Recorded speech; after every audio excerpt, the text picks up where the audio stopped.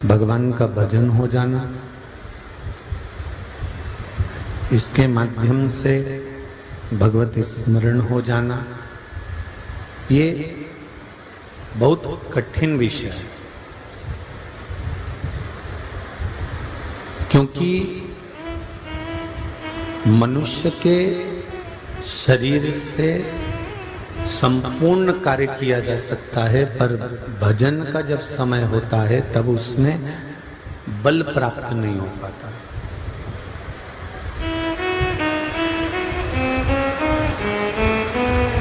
बोल मेरी जीवा हरि हरि, और 10-10 भोजन पान करे और राम नाम में मरी मरी। बोल मेरी जीवा हरि हरि। जब सेट नहीं है साउंड, रिटर्न सही करेगा। जब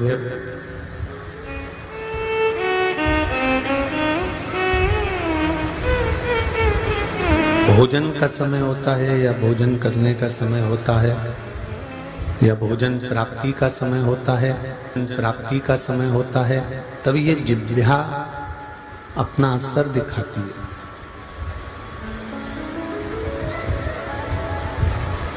पर जब भजन प्राप्ति का समय होता है, जब भजन करने का समय होता है, तब ये जिह्वा मौन होकर, शांत होकर पड़ी रहती है।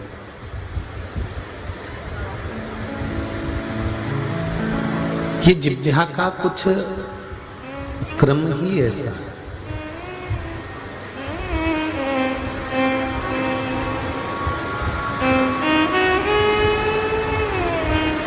आप किसी से झगड़ा कर लिए हैं, आप किसी को अपशब्द कर रहे हैं, आप किसी को ताना दे रहे हैं, आप किसी को गाली दे रहे हैं, आप किसी की निंदा में लगे हुए हैं, तो ये जिह्वा थकती नहीं है, बोले जाती है, निंदा करने में इतनी अग्रण्य रहती है कि ये इसको समय का भी भान नहीं होता कि कितनी बज गई और कितनी वजह से हम लोग निंदा करने के लिए बैठे हो गए। इस जिह्वा को उसका भान नहीं हो पाता, इस जिह्वा को उसका स्मरण नहीं हो पाता। और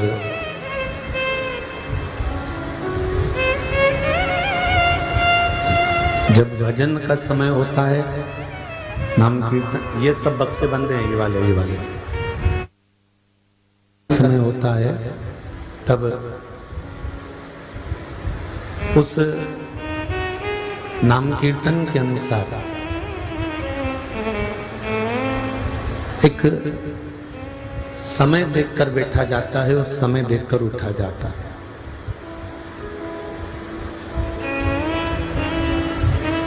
हम समय देख के बैठते हैं, हम समय देखकर उठते हैं। और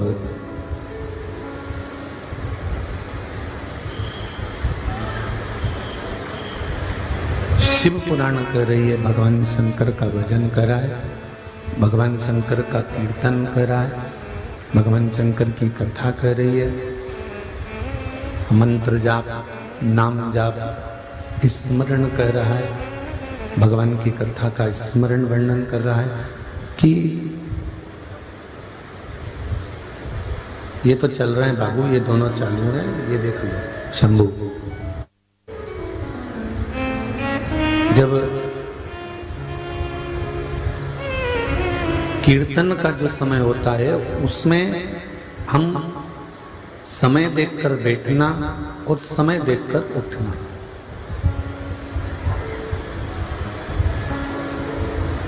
भगवान को यदि हमने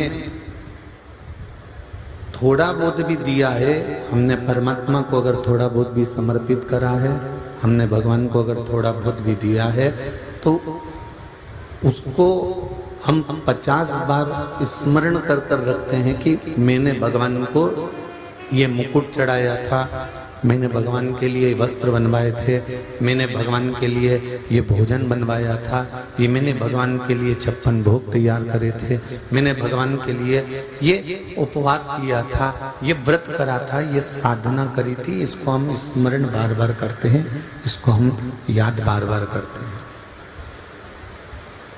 पर शिव महापुराण की कथा कहती है कि भगवान के लिए जो तुमने किया है, जो तुमने ठाकुर के लिए, कृष्ण के लिए, राम के लिए, शिव के लिए या समाज के लिए, यहां तक शिव पुराण कह रही है कि अपनी समाज के लिए, अपने धर्म के लिए, अपने परिवार के लिए, अपने कुटुंब के लिए, अपनों के लिए, परमात्मा के लिए, गुरु के लिए जो किया है उसको करने के बाद भूल जाना चाहिए।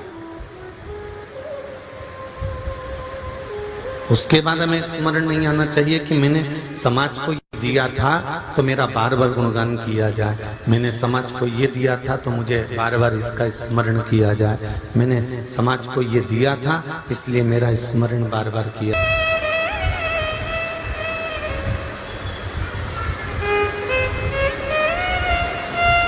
गुरु को दे दिया उसके बाद मैं भूल जा, परमात्मा को दे दिया उसके बाद मैं भूल जा, बहन बेटी को दे दिया उसके बाद मैं भूल जाऊं, गौ माता को रोटी दे दी उसके बाद मैं भूल जाओ। ये मत बोलना कि अब भी तो मैंने 15 मिनट पहले तो रोटी दी थी, गाय आई थी और फिर गाय आकर खड़ी हो गई, फिर रोटी दो, तो उसको दे दी ना, भूल जाओ कि हमने 15 मिनट पहले दिया या 20 मिनट पहले दिया या 25 मिनट पहले दिया या 40 मिनट पहले दिया, या इसका स्मरण आप भूल जाइए।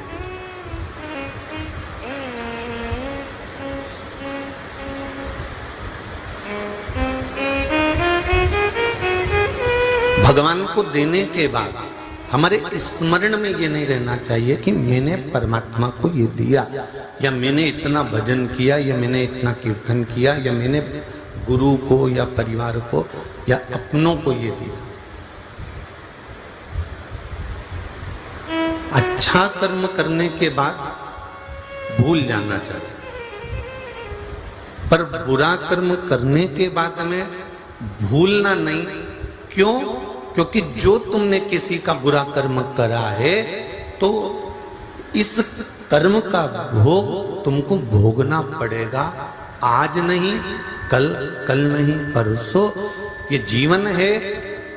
पहले का समय था कि लोग मरने के बाद फिर नरक जाते थे और नरक का भोग भोगते थे, नरक में चले जाते थे, नरक का भोग भोगा करते थे। ये पहले का समय था।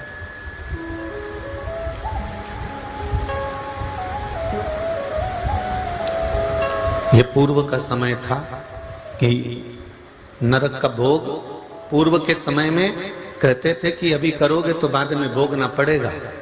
पर शिव महापुराण की कथा ये नहीं कहती है कि बाद में भोगना पड़ेगा। शिव महापुराण की कथा कहती है तुमने जैसा कर्म करा है तुम्हारे मरने से पहले तुम्हें उस कर्म का भोग भोगना पड़ेगा, इसी मृत्यु लोक में, इसी भूमंडल में।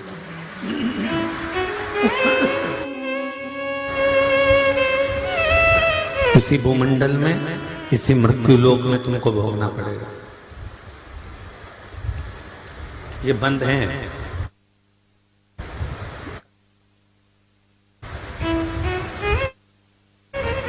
इसी भूमंडल में, इसी मृत्यु लोक में इसको भोगना है और भोगना पड़ेगा।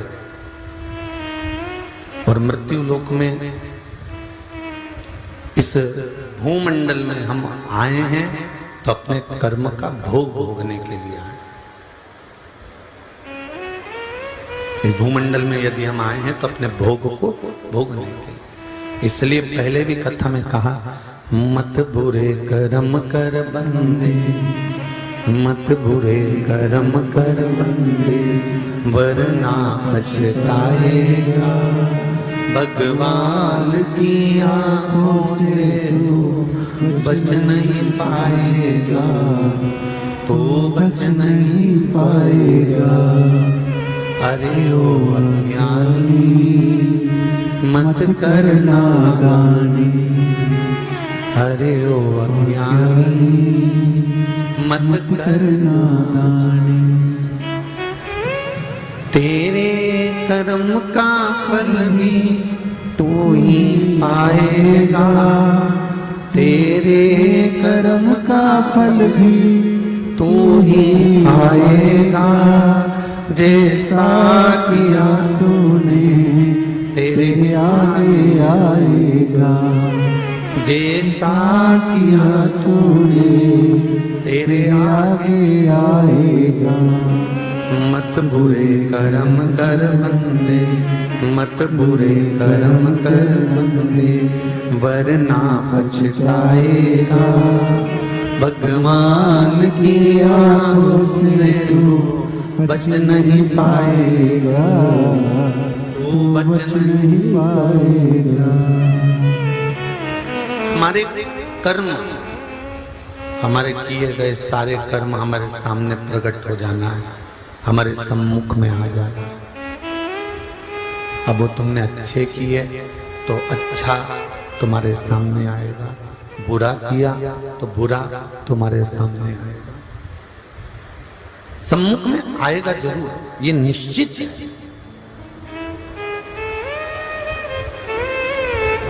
अच्छा, एक प्रैक्टिकल कर देखिएगा, छोटा सा प्रैक्टिकल है, आप जरूर करिएगा कि एक बंद कमरे में, बिल्कुल बंद कमरा, और उस कमरे में बैठकर आप किसी की निंदा कर कर देखें। एक प्रैक्टिकल करके देखना छोटा सा, कि बंद कमरे में बैठे और किसी की निंदा करने कर कर,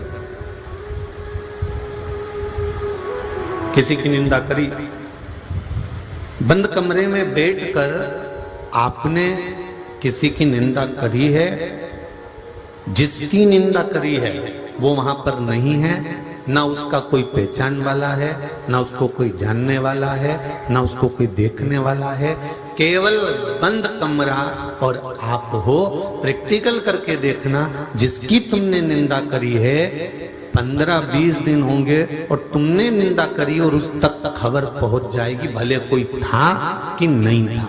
क्योंकि हमारे द्वारा जो शब्द निकलते हैं, हमारे द्वारा जो वाणी निकलती है, हमारे द्वारा जो शब्द निकलते हैं, हमारे द्वारा जो कहा जाता है, हमारे द्वारा जो बोला जाता है, जिसके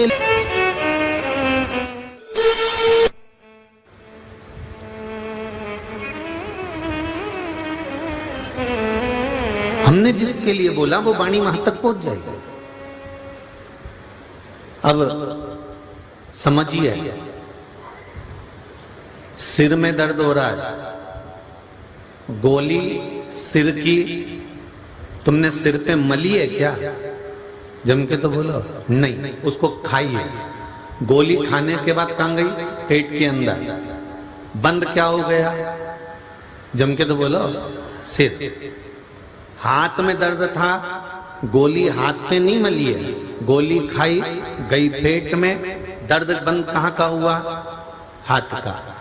कमर में दर्द था, गोली खाई गई पेट में, पर कमर का दर्द बंद हो गया। गोली को कैसे मालूम कि सिर ही बंद करना है?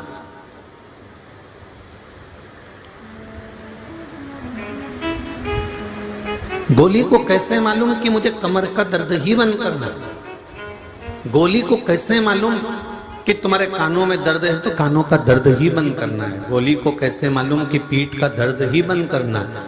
खाई थी, पेट में गई थी, पर उस गोली का असर इस रक्त में मिलकर, इस शरीर में मिलकर उस जगह तक पहुंच जाता है जिस जगह पर वो दर्द हो रहा है। उसी तरह हम एकांत में बैठकर भी अगर भजन कर रहे हैं, कहीं एकांत में बैठकर भी मंत्र जाप कर रहे हैं, कहीं एकांत में बैठकर भी हम उसको याद कर रहे हैं, कहीं एकांत में बैठकर भी हम उसके स्मरण कर रहे हैं, तो ये निश्चित है तुम 7 ताले में बंद होकर भी परमात्मा का भजन करो तो भी उस परमात्मा तक आवाज पहुंच ही जाती है कि ये मुझे याद कर रहा है।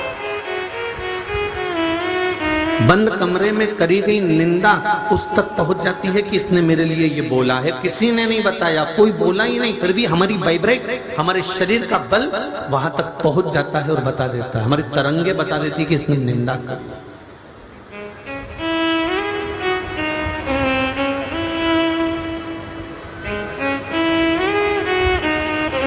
आप एक कमरे में बंद हैं और उस कमरे में बंद होकर भी निंदा कर रहे हैं तो उसके तक खबर पहुंच गई कि इसने तेरी निंदा करी, इसने तेरे लिए कुछ बोला।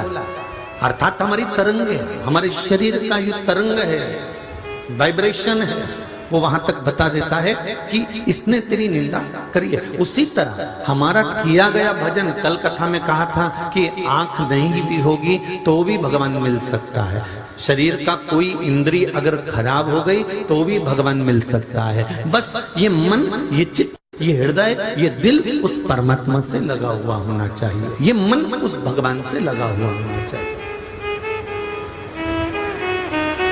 एक पत्र आया है, देखिए,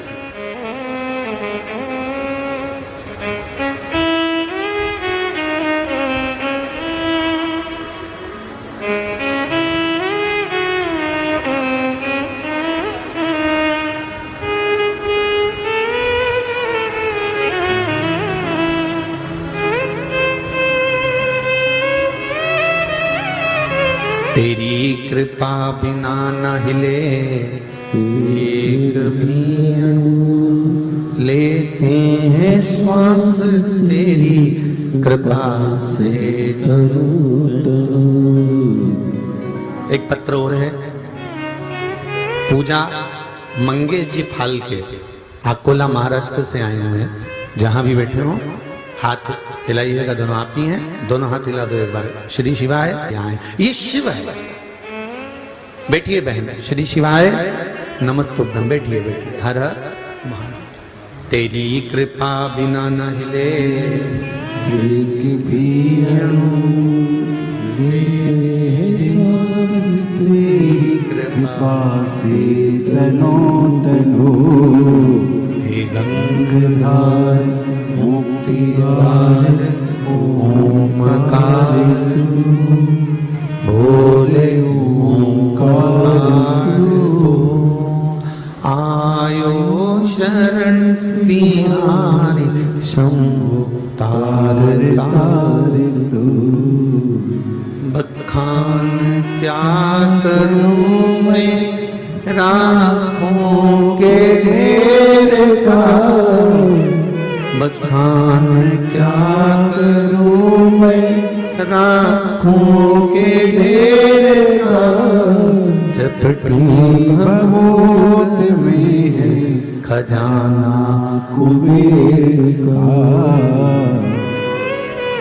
हमारा किया गया भजन, हमारा किया गया स्मरण, हमारा किया गया कीर्तन, हमारा किया गया मंत्र जाप, हमारा किया गया नाम जाप, हमारे द्वारा किया गया भगवत स्मरण का कहीं ना कहीं उसका फल हमको इसी जन्म में, अगले जन्म की कोई गारंटी नहीं साहब। और हम तो कह ही नहीं सकते कि अगले जन्म में हम कहाँ होंगे और तुम कहाँ होगे, कोई गारंटी है?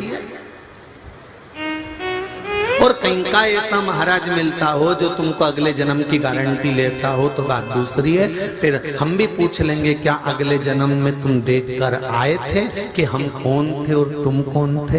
क्या मालूम कौन सा जन्म किसका कौन सा है, और कोई जरूरी नहीं है। शिव महापुराण की कथा यहाँ तक कहती है कि एक लोटा जल, एक बेलपत्र, एक चावल का दाना, एक पुष्प की पंखड़ी जो नित्य प्रति शिव को चढ़ाता है, शिव महापुराण की कथा कहती है कि उसका फिर कोई अगला जन्म नहीं होता, वो शिव में ही समा जाता है। वो जन्म और मरण